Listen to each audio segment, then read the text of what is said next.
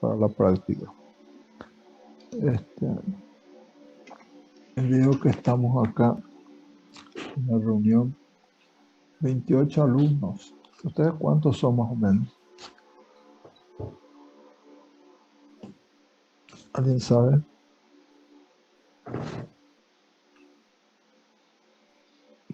Todavía no sabemos, doctor. Bueno, El año pasado éramos 78. Dios mío, mucha diferencia. Acá tenemos 28. Bueno, lo que pasa es que se estarán inscribiendo. Así que, de todos modos, vamos a ir esperando que termine la inscripción para después coordinar los grupos de trabajo que vamos a tener y todo eso. Así que eso será después, no hay ningún apuro. Tenemos, voy a anotar, hoy es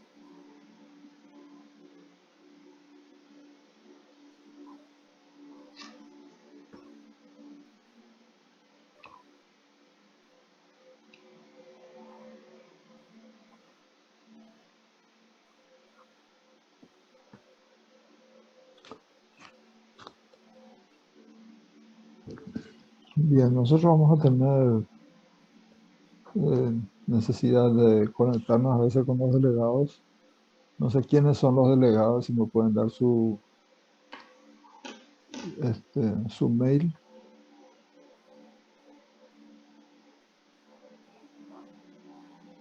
¿Está presente alguno de los delegados o no?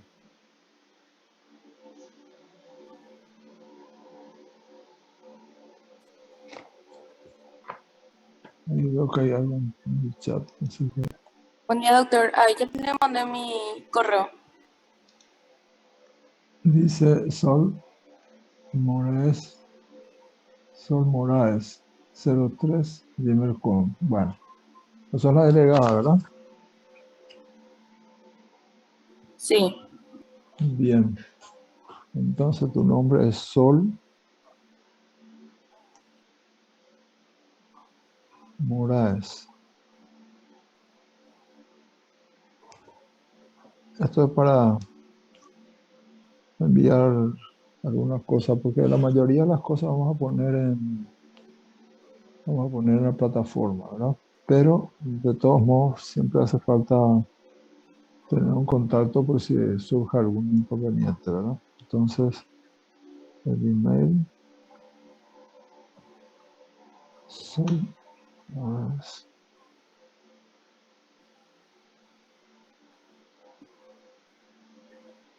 Cero tres.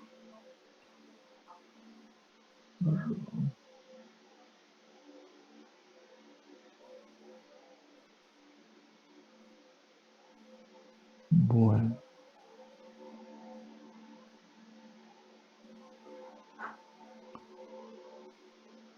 Bien, nosotros tenemos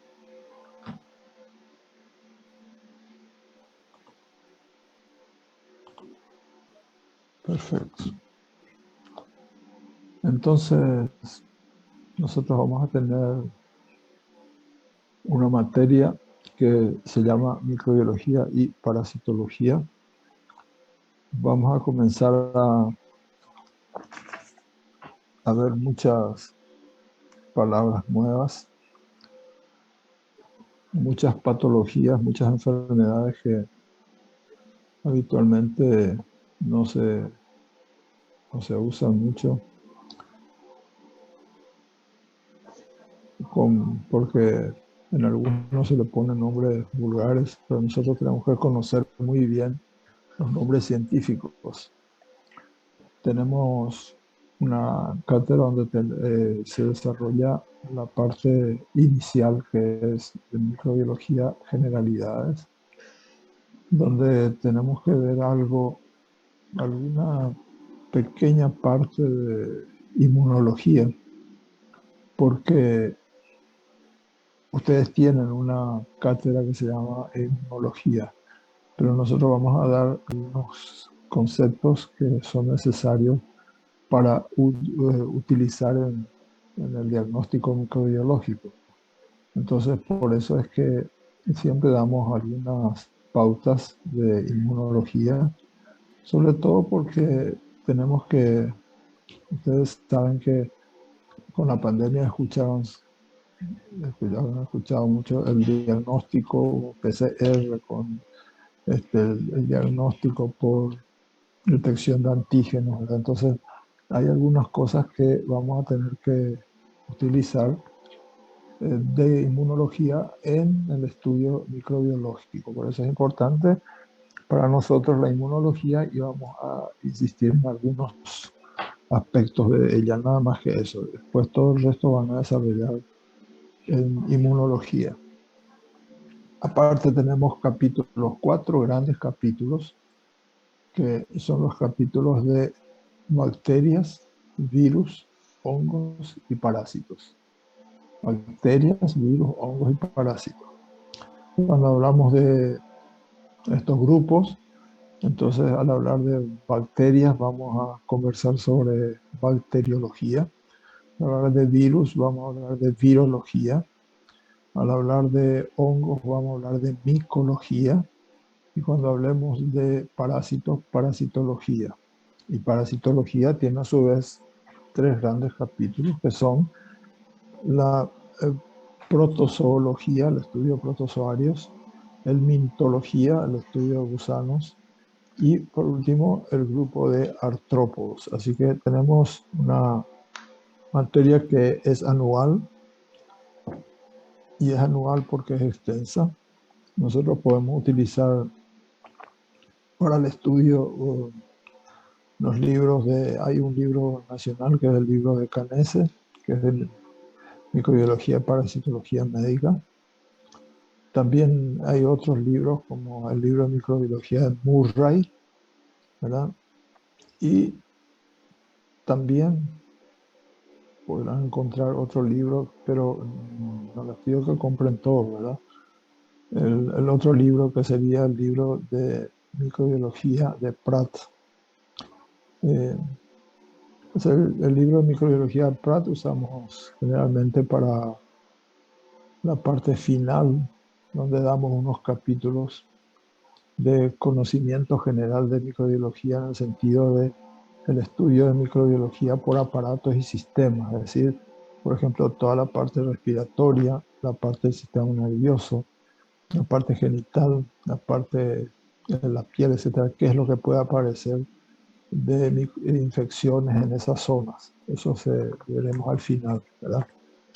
Nosotros desarrollamos las clases generalmente como es participativa por parte de los alumnos. Nosotros hacemos después grupos de trabajo de acuerdo a la cantidad de alumnos que son y de acuerdo a los temas que queremos distribuir. Nosotros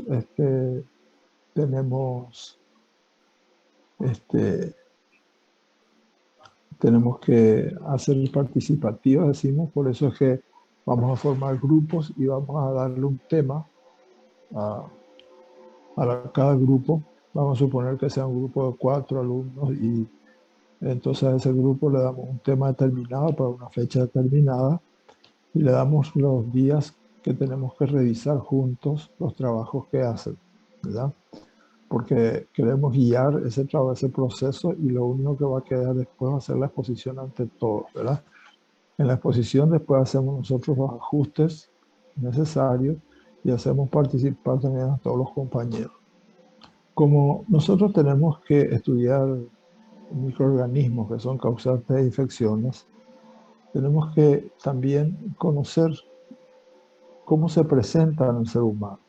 Por eso es que nosotros comenzamos a trabajar con ustedes con casos clínicos cortos, donde uno puede ver cómo está el paciente, qué tiene, qué manifestación presenta, cómo se puede hacer el diagnóstico, cómo se confirma el diagnóstico. Eso es lo que vamos a hacer con ustedes en cada caso. Si, por ejemplo, son 4 alumnos los que ponen un tema, al final de la exposición completa, cada alumno presenta un caso clínico. Yo dije un caso clínico, no una historia clínica. Por la historia clínica, ustedes todavía no vieron, la historia clínica es larguísima Desde que entró el paciente diciendo día a día qué es lo que tiene, cómo va evolucionando. Pero acá nosotros vamos a tener un resumen de eso, que es un caso clínico, que nos interesa para que ustedes tengan un ejercicio mental con respecto a las infecciones, ¿verdad?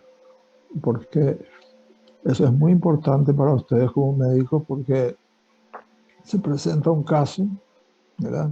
Vamos a suponer que les diga un caso así sencillo, que tenemos un paciente que llega a la consulta con dolor de cabeza, fiebre, vómito proyectil, rigidez en nuca, así, vamos escribiendo el proceso y de acuerdo a esos datos nosotros decimos, bueno, posiblemente hay unas pruebas que se hacen Kernin-Lusinski, que vamos a hablar después, y de acuerdo a esos datos decimos posiblemente nuestro paciente tiene una meningitis. Entonces se hace una punción lumbar, se tiene el líquido cefalorraquídeo, se hace el estudio microbiológico, después vamos a citar cómo se hace un estudio microbiológico. Esto vamos a hacer gradualmente. Yo ahora les cuento nomás para que ustedes vayan conociendo cuál es el proceso que vamos a hacer. Y después se ve cuál es el microorganismo que produce. Es muy importante saber bien cuál es el agente causal de una enfermedad infecciosa. Eso es muy importante. Es importante saber por qué, porque mediante eso, mediante el saber bien cuál es el agente causal, yo puedo hacer un tratamiento adecuado. Porque es diferente que mi paciente tenga un cuadro de meningitis por una bacteria que tenga un cuadro de meningitis o meningoencefalitis por un virus. Un tratamiento totalmente diferente, por eso es que tenemos que saber muy bien el agente causal. Cada microorganismo tiene un nombre. Ustedes tienen, por ejemplo, decimos, en las bacterias, en los hongos y en los parásitos, la nomenclatura es una nomenclatura que se llama binomial. Después vamos a hablar otra vez de esto. La nomenclatura binomial, o sea, que tiene dos componentes, el nombre del microorganismo. Es decir, tiene el género y la especie. Ustedes ya habrán escuchado hablar, por ejemplo, de Escherichia coli. Escherichia es el género y coli es la especie. Y también cómo se escribe es importante. Por eso vamos a hablar en un momento notación, nomenclatura de los microorganismos. Entonces voy a decir, por ejemplo, este se llama Escherichia. La E de Escherichia se escribe en mayúscula, después todo el resto en minúscula. Y luego se escribe la especie, que es coli. Entonces eso también va en minúscula. Y todo debe ser escrito en cursiva. Ahora, cuando uno escribe a mano y no puede escribir cursiva porque nos va a salir todo torcido, entonces se escribe normalmente y se subraya eso. Cuando uno escribe, digamos, en forma manual, entonces se escribe el nombre normal y se subraya. Siempre tiene que ser así. O si hacemos con la computadora, sí podemos hacer utilizando el sistema de letra cursiva. Esto es obligatorio para eso. Nosotros vamos a insistir mucho en la escritura de los nombres porque como ustedes se están preparando para medicina y van a comenzar a participar ya siendo estudiantes de muchos congresos y reuniones así, tienen que ir acostumbrándose a presentar los nombres de los microorganismos en las infecciones de los pacientes como corresponde. ¿Está? Tiene que ser correcto porque tengo que utilizar la nomenclatura científica. ¿Está? Y tengo que saber, hay una cosa que también siempre digo que si nosotros tenemos un paciente, llega un paciente,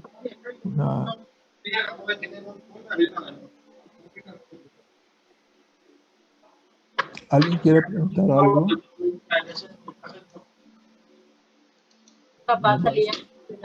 Laura García, tu micrófono está prendido.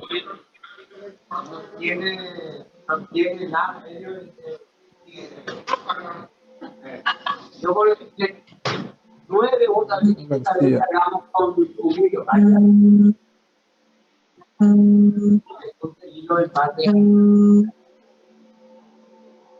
El micrófono de Laro García está prendido y estamos escuchando todo lo que pasa en la sala. Bien, ahí cerró. Gracias. Entonces, si yo tengo una paciente, una señora viene con su hijo y se le entra un frasco donde hay un parásito, me dice, me va a decir, por ejemplo, parece que esto es un... ¿Qué me va a decir? Me va a decir el nombre común, no me va a decir el nombre científico. Me va a decir, por ejemplo, esto es, parece ser un pseudohipotame, ¿verdad? Pero nosotros tenemos que saber ese nombre, el común que la gente usa, y también tenemos la obligación de saber el nombre científico, porque la paciente no va a venir a decir, mire, acá está un Ascaris lumbricoides, que es el nombre del pseudohipotame, el nombre científico, ¿verdad? Entonces, por eso tenemos esa obligación.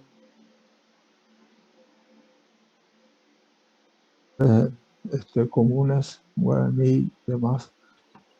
Ninguna bacteria tiene nombre en guaraní, ningún virus, ningún hongo. Ahora, sí hay algunos parásitos que tienen ese nombre. ¿Usted le parece por qué podría ocurrir eso?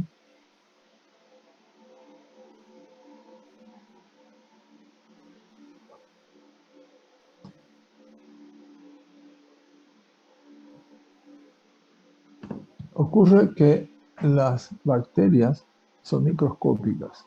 No se lo ve, a las bacterias no se las ve a simple vista. Los virus, mucho más pequeños todavía, no se los ve a simple vista. Los hongos también. ¿Ah? Los hongos microscópicos, que son los que producen las patologías en nosotros, porque hay hongos macroscópicos, esos que se usan para la alimentación.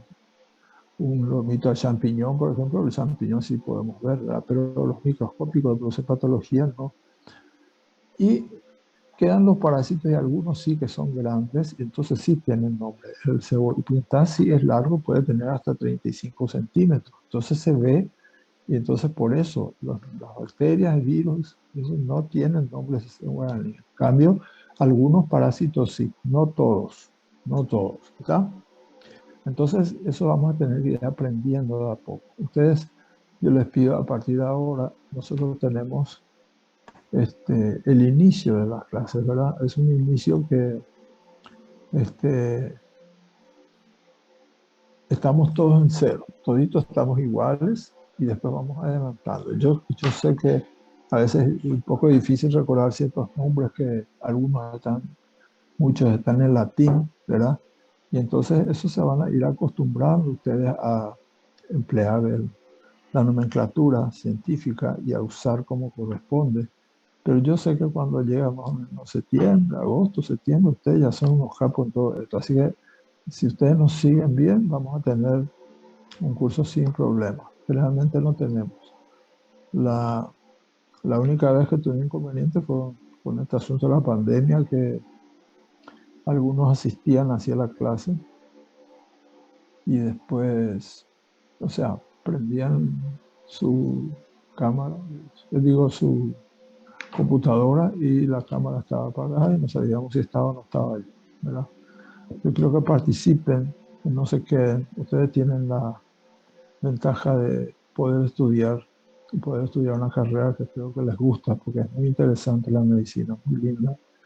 Entonces, vamos a comenzar de cero todos y vamos a ir juntos hasta llegar al final. Nosotros tenemos que establecer entonces las prioridades en cuanto a la materia. Vamos a hacer, como les dije, digamos, el caso de ver, digamos, que la parte teórica los martes y los viernes la parte práctica. Las doctoras tienen mucho material, muy buen material con respecto a laboratorio virtual, y eso vamos a comenzar a manejar, pero también vamos a tener las clases que sean de las clases prácticas, que van a ser también presenciales, ¿está? Ahora, todos nuestros exámenes, ya sea parciales o finales, van a ser presenciales. Eso sí ya está establecido, así que por favor tengan en cuenta eso, es mucho más interesante. Pero le vamos a mostrar a ustedes cómo va a ser un examen en nuestra materia, como solemos hacer, para que ustedes, y en todos los parciales vamos a seguir el mismo método de examen, ¿verdad? Y en el final también, para que ustedes no se confundan después con nada, porque ya que estén acostumbrados con los parciales. Me espera un momentito, por favor. Ustedes piensen en alguna pregunta mía, voy a aprender acá. Hace mucho calor. Un momentito, por favor. Adelante, doctor.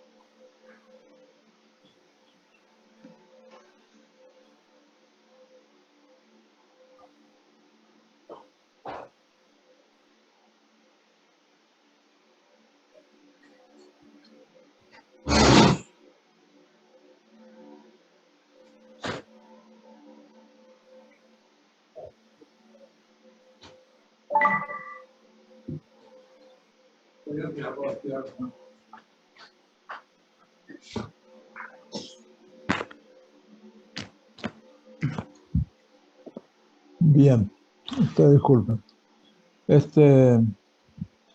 Yo le estoy dando indicaciones y si ustedes necesitan consultar algo, por favor me pueden consultar. Todas las preguntas necesarias son importantes que ustedes hagan.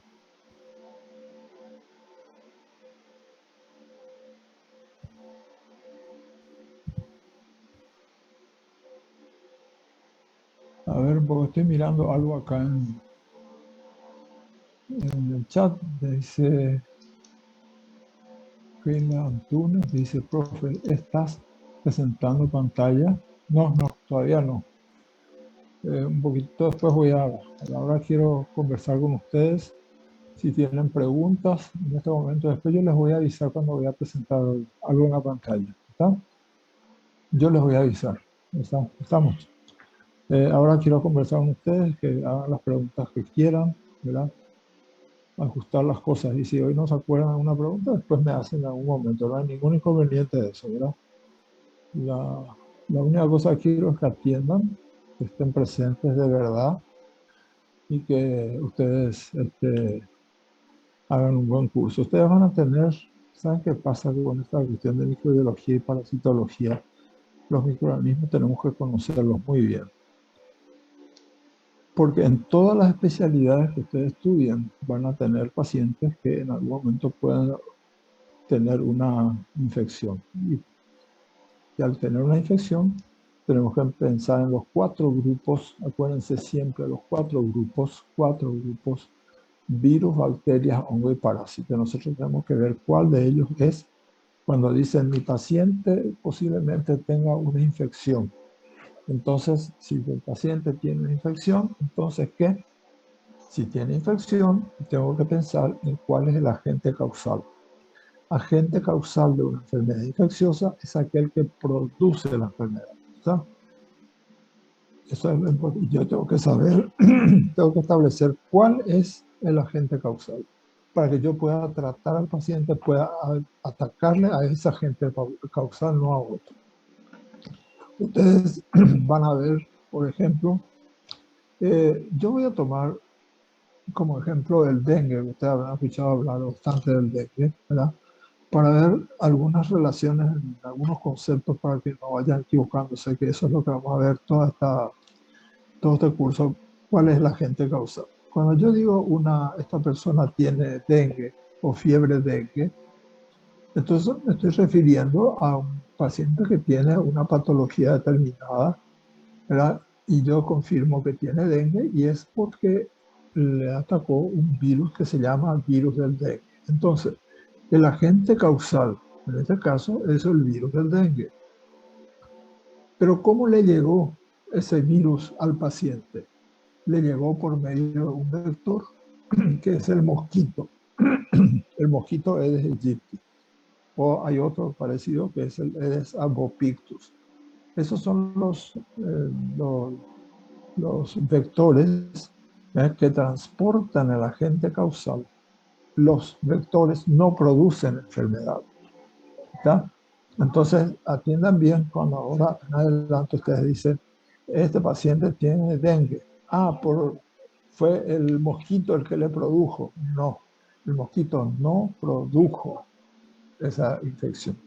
El mosquito fue un vector, llevó al agente causal desde donde estaba hasta el paciente y ahí desarrolló la enfermedad y el agente causal es un virus. Así que por favor, esta es una cuestión que no quiero que a partir de ahora ustedes se equivoquen más con eso, porque hay gente que se equivoca creyendo que el mosquito es el causante del... No, el mosquito es el vector. Entonces hay conceptos así que vamos a insistir de tal manera que ustedes hablen correctamente y que no se equivoquen con eso. ¿Está?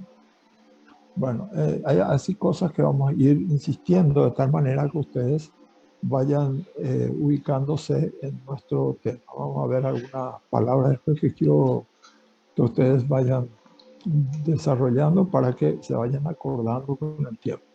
Bien, entonces si hay alguna pregunta que hacer, alguna aclaración que quieran, estoy a disposición antes de comenzar ninguna clase.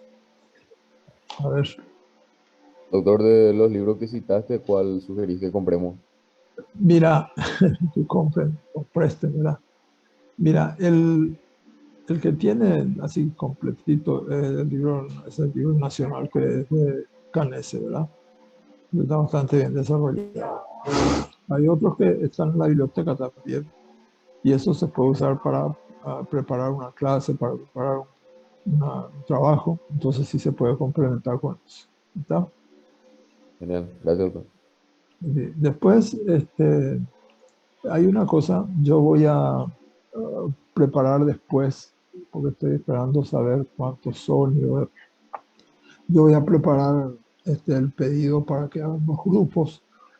Yo solamente les voy a decir, quiero tantos grupos de tantos alumnos cada uno, ¿verdad? Y ustedes completan quiénes son los componentes. Yo les voy a dejar que ustedes hagan los grupos, los componentes del grupo, ustedes pongan de acuerdo a la afinidad que tengan con los demás para que puedan trabajar libremente y sin problemas, ¿verdad? Ahora, si no se ponen de acuerdo, me avisan y lo hago por abecedario y listo. Eso ya no hay ningún inconveniente. Pero yo prefiero que ustedes hagan de acuerdo a la facilidad que van a tener de trabajar con otra persona. ¿Está? Eso nos tocará en el año 2, quizás 3 exposiciones nada más, conmigo y con la doctora Richard. El examen, los exámenes parciales son exámenes que en total tienen 100 puntos, ¿verdad? Y de esos 100 puntos, nosotros damos 70 puntos para la teoría. La teoría lleva 70 puntos y la práctica 30 puntos, ¿está? Así que atiendan bien que la práctica también se incluye en las notas de los parciales y finales, ¿está? Eso es muy importante porque a veces la gente dice, no, práctica nomás y deja. No, ahí se ponen las pautas de muchas cosas que ustedes necesitan saber el tipo de diagnóstico, cómo es cada uno, qué se considera. Entonces, por eso, 70% del examen es la teoría y 30% es la práctica. ¿Está? Lo mismo en el final. En el final yo les paso una hoja que vale 70 puntos y también se hace un examen práctico que generalmente el último se suele hacer con vamos a suponer que se proyecta en la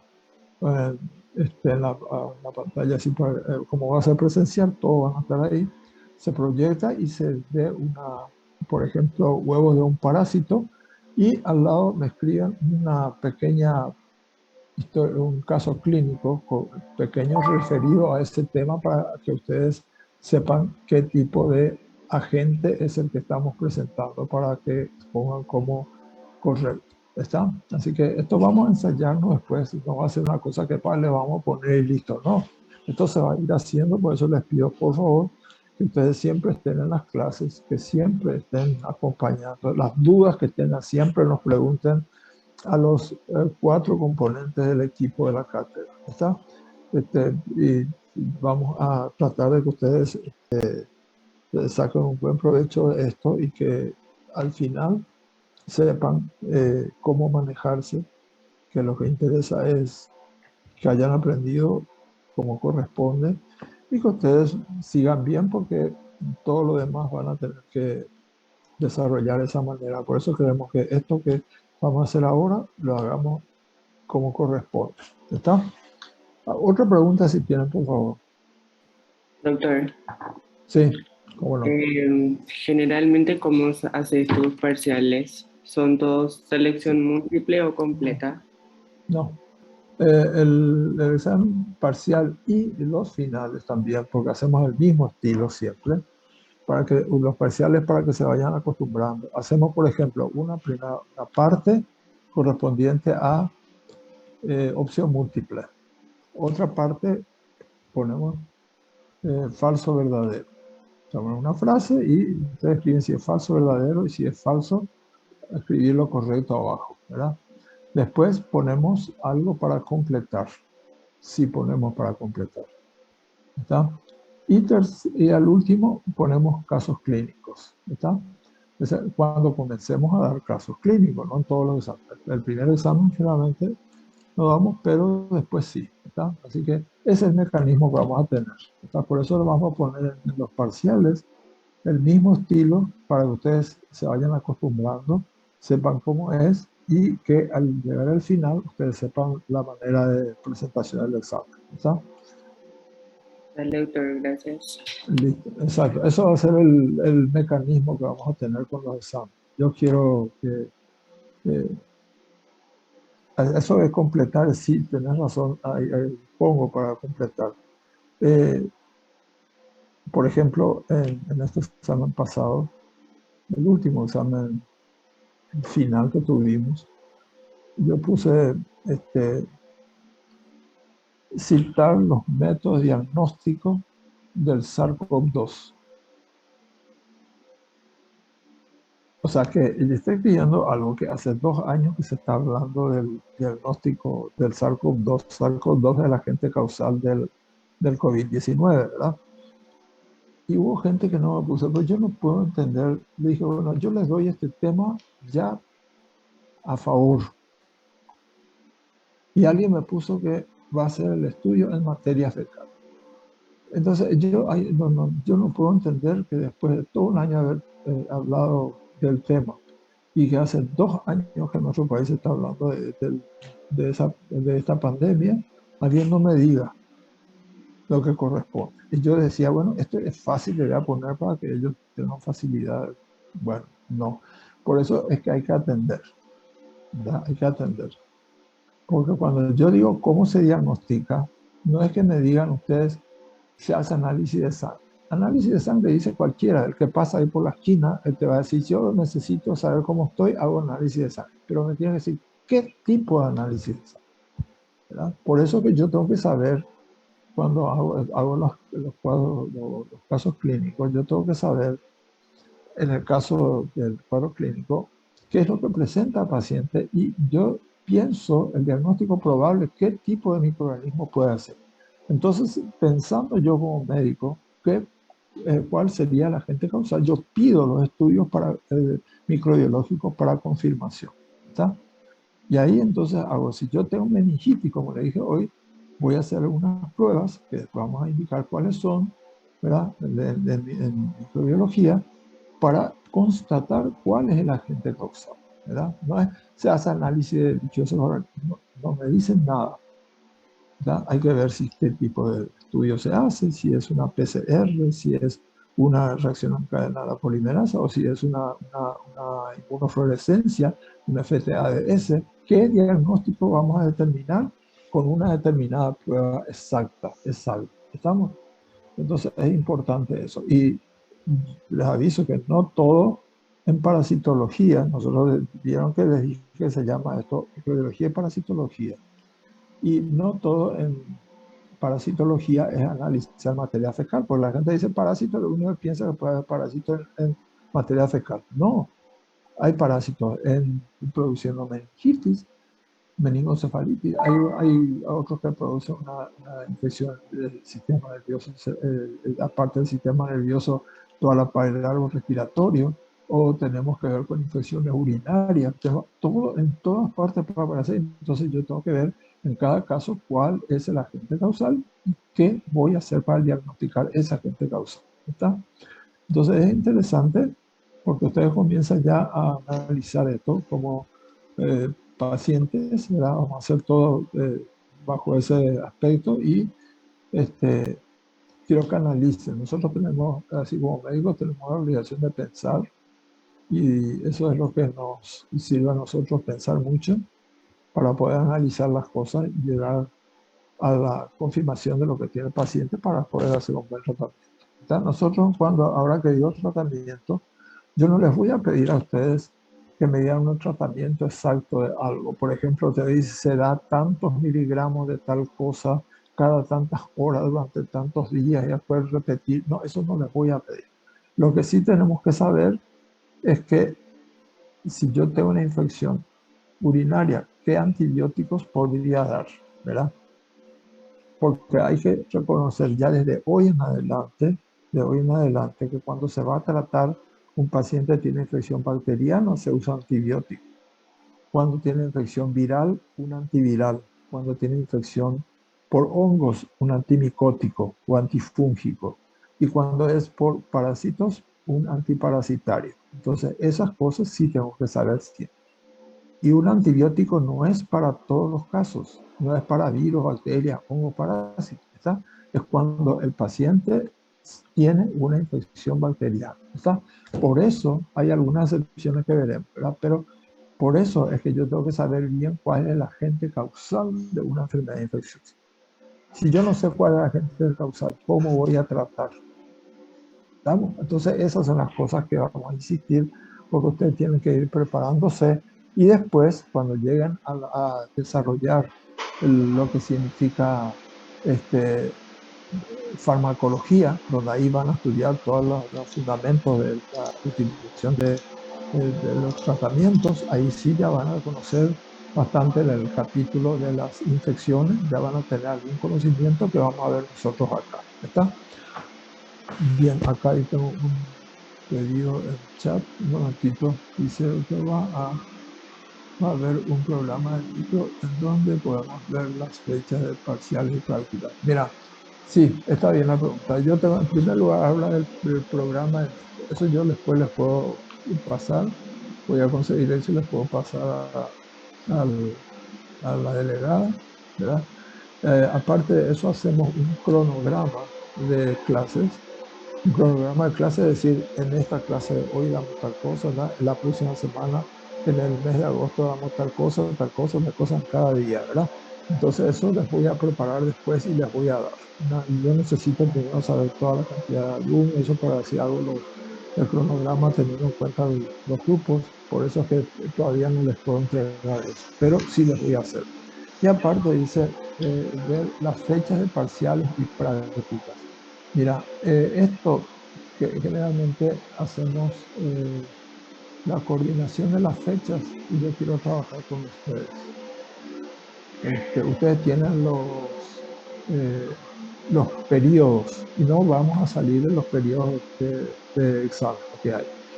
Ustedes tienen esos periodos de exámenes.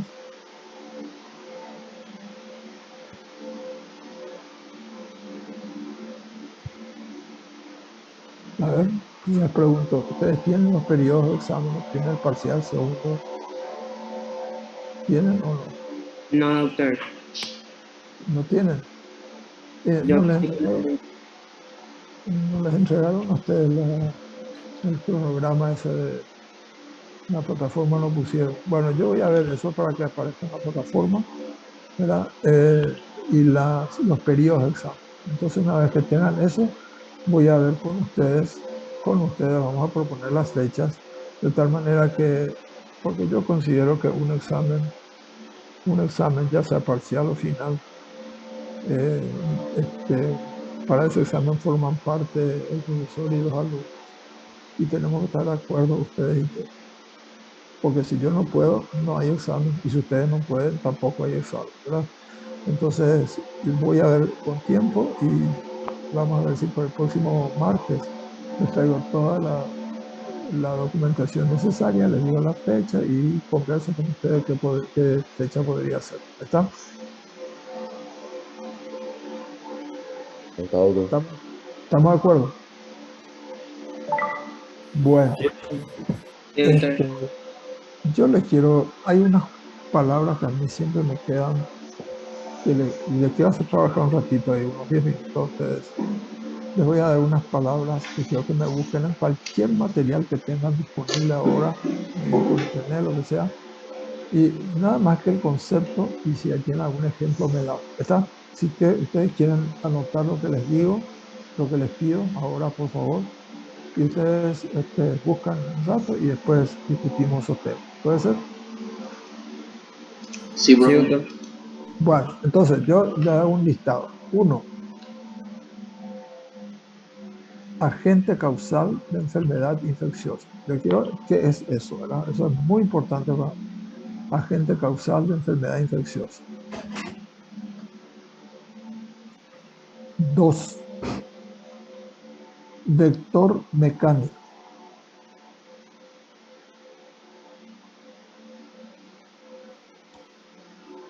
Tres, vector biológico.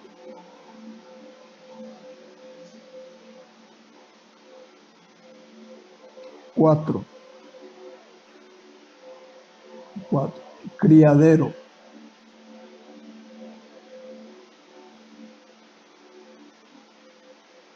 Criadero. Cinco, reservorio.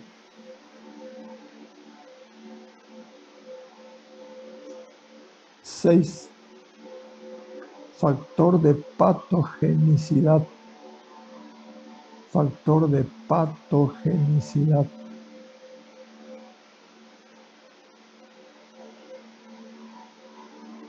Y siete, virulencia. ¿Está? Bueno, mira que si hay equivocación, no se preocupen. Yo les doy ahora, sin decir algunas palabras, ya hablamos de eso, pero otras no, ¿verdad? Pero quiero que ustedes encuentren un concepto y vamos a discutir eso en 10 minutos, ¿sí? ¿Se entendió lo que vamos a hacer? Sí, profe. Doctor. Sí, Bueno, doctor. entonces les dejo 10 minutos y después seguimos. ¿Está?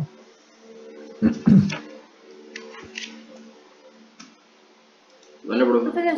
Profe, ¿será que puedes repetir el 2, porfa? El 2, a ver si me acuerdo, era vector mecánico. Vector mecánico.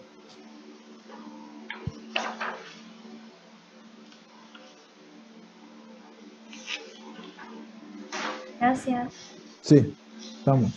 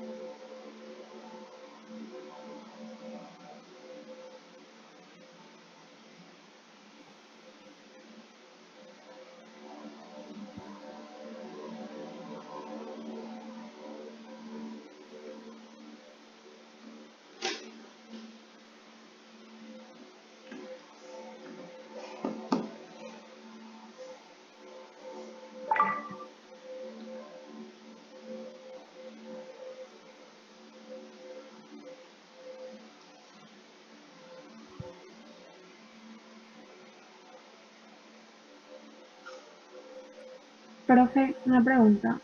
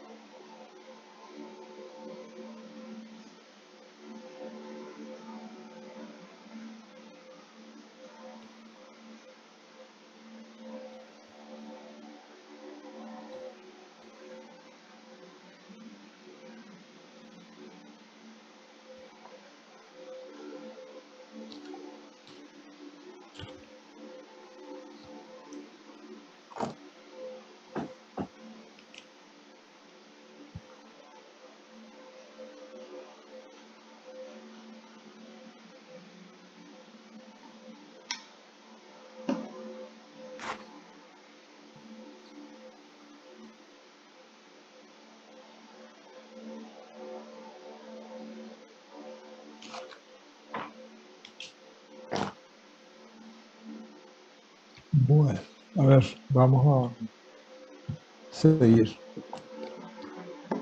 He visto que salieron dos ya, así que esos están ausentes con llamada. Bueno, a ver, ¿quién me podría dar el concepto del primer punto?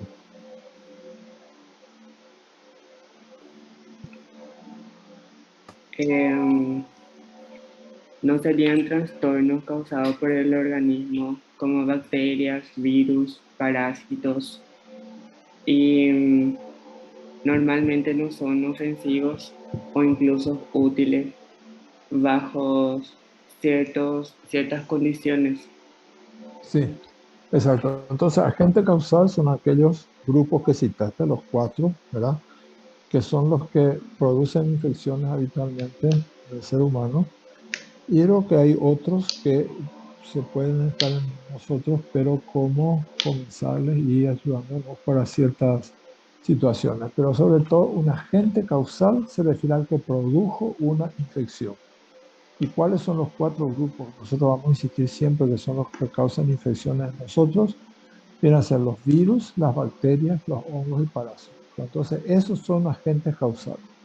También nosotros utilizamos para esto, y se puede notar que los cuatro grupos, virus, bacterias, hongos y parásitos, son los llamados antígenos en microbiología, ¿está? Y en inmunología también, son antígenos, ¿está? Entonces, actúan como antígenos. ¿Cuáles? Virus, bacterias, hongos y parásitos. ¿Qué es un agente causal? El que produce una infección. ¿Y cuáles son los que producen? Los virus, bacterias, hongos y parásitos. Muy bien, gracias. Otro, el segundo punto, ¿quién puede decir?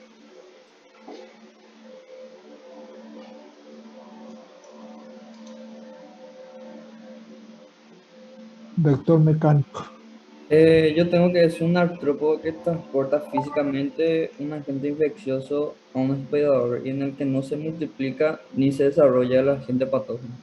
Muy bien. Un artrópodo sería, por ejemplo, una cucaracha.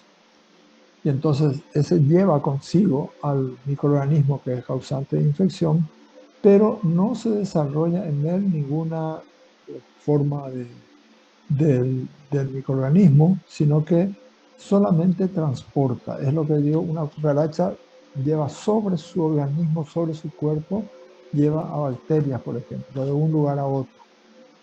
Lo mismo una mosca, eso es un vector mecánico, porque no se desarrolla en ninguna parte del ciclo evolutivo del organismo dentro de él, sino que está por fuera, es transportado nada más. Muy bien, exacto, perfecto. Otro, tercero, ¿quién tiene digamos que, perdón, que es un vector biológico?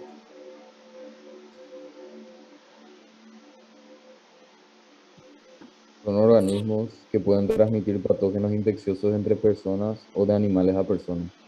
Sí, y en el que se desarrolla una parte del ciclo evolutivo de ese microorganismo.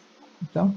Por ejemplo, es el caso de los mosquitos que transportan al virus del dengue, por ejemplo, o al virus de la fiebre amarilla, el caso de la Aedes aegypti, que entra dentro del mosquito, ahí sigue unas etapas de desarrollo y después el mismo mosquito va e inyecta a otra persona. Entonces, ese es biológico, ¿está? El que lleva como la mosca, que lleva sobre su cuerpo, lleva y deposita en otro lado, eso es vector mecánico. Y acá, como en este caso que decís, es un vector biológico porque entra dentro del vector, se desarrolla una parte de su ciclo evolutivo y es depositado en otro sitio. Esa es la diferencia entre vector mecánico y vector biológico. ¿Está? Tenemos ahora el cuarto punto. Creo que era criadero, ¿verdad?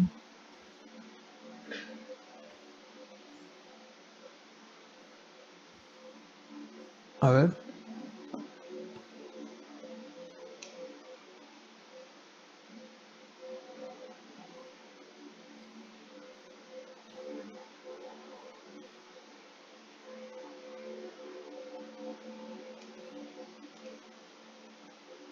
dale, a ver, ¿quién puede decir? Todavía no quiero, hoy no quiero estar nombrando fulano, dígame fulano, no. Creo que hoy que sea voluntario. A ver, de a uno.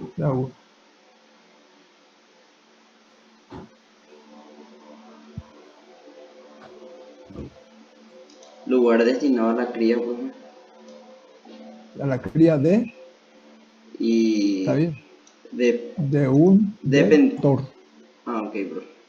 De un vector. De un Eso es lo vector. importante. Acá el criadero. Por eso se suele decir en las recomendaciones cuando hay dengue, vamos a destruir los criaderos. ¿Tá? O sea, vamos a destruir el sitio donde están las larvas, donde se multiplican los vectores. ¿Está? Por eso es importante lo que dijiste en el sentido que es el lugar donde está el desarrollo de estos vectores. ¿Está? Muy bien. ¿Y qué es un reservorio? ¿Quién me puede decir? Organismo que aloja virus, bacterias u otros microorganismos. Sí. Y que mantiene en la naturaleza. Por ejemplo, si hablamos del dengue, ¿dónde se mantiene en la naturaleza ese virus? ¿De dónde saca el mosquito, que es el vector? ¿De dónde saca ese virus para ir a dar a otra persona? ¿Dónde está eso? Está en un reservorio. Entonces, el reservorio es el sitio en la naturaleza donde se mantiene el agente causal de una enfermedad infecciosa. ¿Está? En el caso del dengue, ¿cuál es el reservorio? El reservorio en el caso del dengue es la persona enferma. ¿Está? La persona enferma. Si yo estoy en este momento con dengue, yo tengo en mi sangre circulando, tengo el virus. Si viene un mosquito, me saca de acá el virus y lleva y le deposita a otro, quiere decir que yo era el reservorio, pues estaba manteniendo la naturaleza. ¿Está? Ese es el reservorio. Entonces hay que diferenciar muy bien lo que es criadero de reservorio. Criadero se refiere al sitio donde se desarrolla el vector y reservorio donde se mantiene el agente causal de infección. ¿Está? Eso siempre les cuento que lo que ocurrió cuando comenzaba a ver acá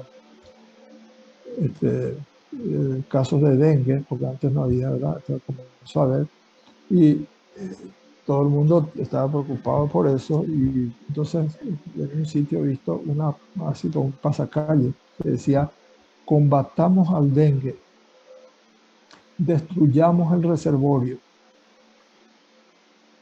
¿Qué me dicen de esa frase? Querían destruir personas, entonces, doctor. Exacto, apenas dice, y como a veces dice la gente, me equivoqué nomás, ¿no? Y se equivocó y le mató a todos los enfermos, ¿verdad? Ahí tenía que haber dicho qué es lo que hay que destruir. ¿Los qué? Criaderos. Criaderos. Criaderos, muy bien, los criaderos. ¿Ves cómo es importante la forma de explicar, de expresarse? Es un concepto totalmente diferente. Yo esa vez pensé cuando he visto ese pasacalle, dije, oh, acá solucionaron ya el problema de raíz. Eliminaron a todos los enfermos y nos quedamos sin dengue, ¿verdad? No, no es esa la cuestión. Lo que hay que es destruir el criadero, no al reservorio que es la persona. Por eso yo tengo que saber muy bien cuando yo hablo de criadero y cuál es el reservorio, cuál es el agente, cuál es entonces un vector, ¿verdad? Eso es importante definir. Por eso le estoy pidiendo esto hoy, ¿está? Después tenemos otro que se denomina factor de patogenicidad. ¿Quién me encontró eso? Capacidad para producir enfermedad en huéspedes susceptibles. Muy bien, capacidad de producir enfermedad. Esa capacidad, le voy a dar un ejemplo. Si yo tengo una bacteria que se llama Clostridium tetani, es una bacteria que es la que produce una patología que se llama tétanos. Ahora, ¿por qué esa bacteria produce tétanos? Porque esa bacteria produjo un factor de patogenicidad que es una toxina. Y esa toxina es la que desarrolla la enfermedad. ¿Está? Entonces, factor de patogenicidad es todo aquello que produce o tiene la bacteria para poder producir una enfermedad. ¿Está? Entonces, Clostridium tetani es una bacteria, sí. ¿Qué produce esa bacteria? Tétano. ¿Por qué produce tétano? Porque tiene un factor de patogenicidad. ¿Cuál es su factor de patogenicidad? la toxina. ¿Qué toxina? La toxina tetánica.